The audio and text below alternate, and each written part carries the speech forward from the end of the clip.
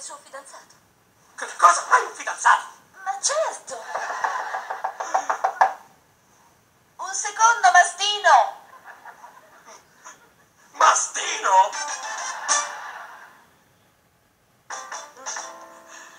Mastino? Nascondetevi qui, presto! Sta piano che...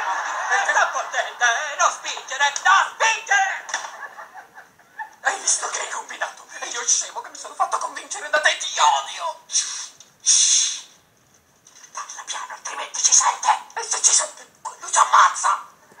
Se non muoio prima per il tuo alto puzzolente! Senti, perché non porti le ventine quando esci con le donne? Infatti le porto come sono nella tasca dei pantaloni, vuoi andare a prendermele per caso? Oh, ma che situazione ridicola! Mastino non sarà altro che un cucciolo impaurito!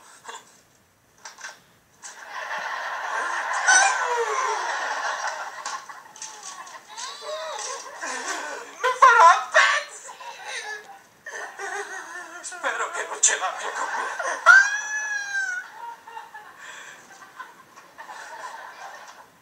Sono stanca delle tue scuse. Ma non è una scusa. Dammi solo un minuto per spiegarti e poi me ne andrò di qui.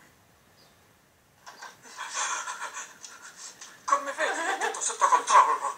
Non appena quella specie di mostro si sarà spiegato, saremo liberi.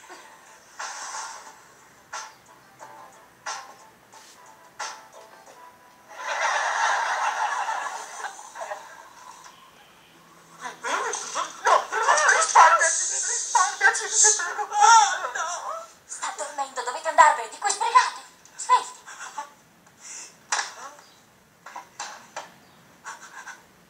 Ho l'impressione di aver dimenticato qualcosa. Ah, hai ragione.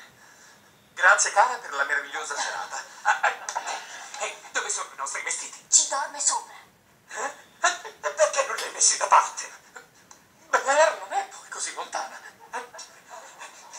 Senti, prendiamo solo i vestiti e ce ne andiamo. No, ti No, prego. non ti preoccupare, a giudicare dall'espressione sono molto pesante, sta tranquilla.